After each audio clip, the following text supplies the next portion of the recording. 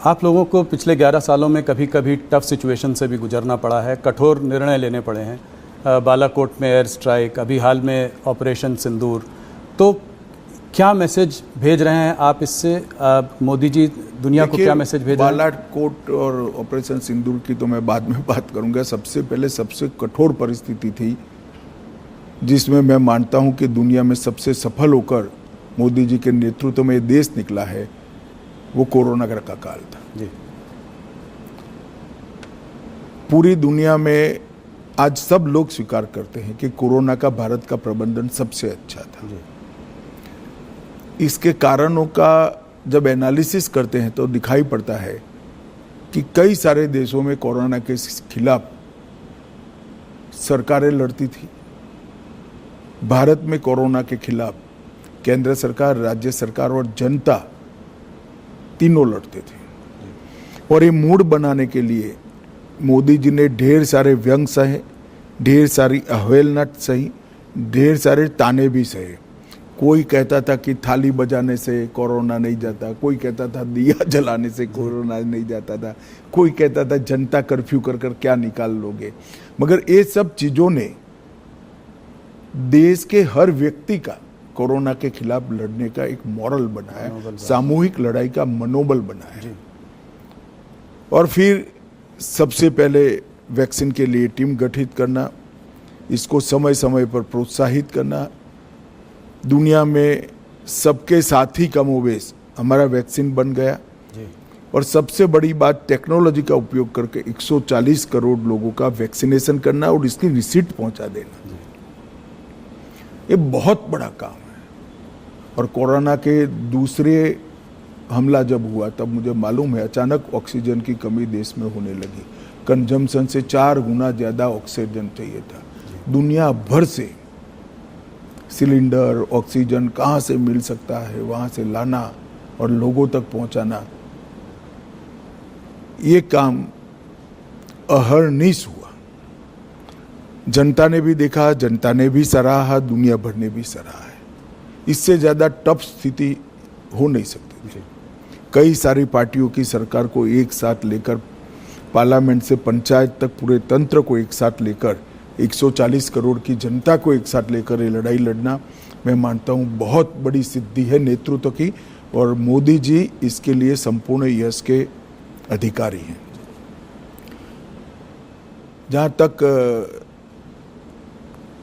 उरी, पुलवामा और पहलगाम हमले का जवाब देने का सवाल था, सर्जिकल स्ट्राइक, एयर स्ट्राइक और ऑपरेशन सिंदूर और उसके बाद में ऑपरेशन महादेव, ये भारतीय जनता पार्टी का कमिटमेंट है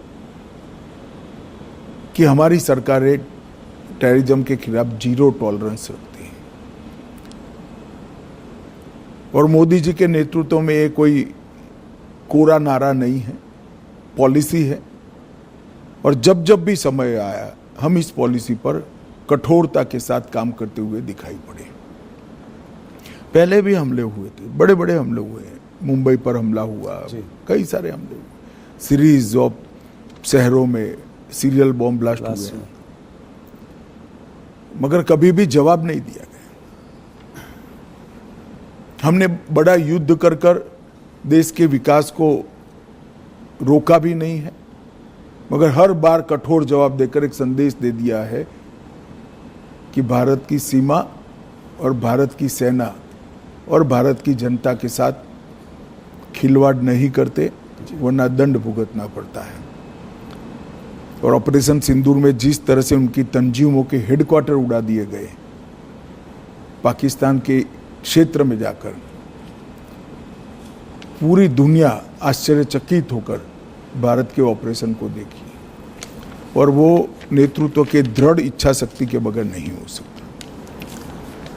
अमित जी, आप हिस्ट्री में बहुत रुचि रखते हैं, तो मेरा एक सवाल है कि इस देश में लॉन्गेस्ट सर्विंग प्राइम मिनिस्टर्स को अगर लिया जाए तो नेहरू जी, इंदिरा जी और मोदी जी का नाम है। मोदी जी को आप नेहरू और इंदिरा जी से कैसे कंपेयर करेंगे? देखिए, मोदी जी ने देश की इकोनॉमी की साइज और स्केल दोनों को बदला है। गरीबी हटाओ के पॉलिटिकल नारेज को जमीन में तब्दील किया है, जमीन पर तब्दील किया है। 25 करोड़ लोग इस देश के गरीबी रेखा से बाहर आ जाए, वो बहुत बड़ी बात है। 60 करोड़ लोगों के जीवन में घर देना, शौचालय देना, घर में गैस का सिलेंडर देना, घर में बिजली देना, 5 किलो अनाज प्रति व्यक्ति प्रति माह मुफ्त देना, 5 लाख तक का इलाज करा कर देना, घर में शुद्ध पीने का पानी पहुंचाना, एक 11 साल के अंदर 60 करोड़ लोगों के जीवन स्तर को इस तरह से उठा लेना, इसके जीवन को परिवर्तित करना, जिसकी वो पीढ़ियों से राह देख रहा था, मैं मानता हूँ ये बहुत बड़ा उपलब्धि है। देश की सेनाओं को आधुनिक करना, देश को सुरक्षित बनाना, मेक इन इंडिया का स्वप्न साकार करना और देश के अर्थतंत्र को 11वें नंबर से 4थे नंबर पर पहुंचा देना और 2047 में महान भारत की रचना का संकल्प सिर्फ नेतृत्व का नहीं, 140 करोड़ लोगों का विश्वास जगाना कि 2047 में भारत महान होगा, दुनिया में सर्वोच्च स्थान पर होना, ये अपने आप में बहुत बड़े अचीवमेंट है।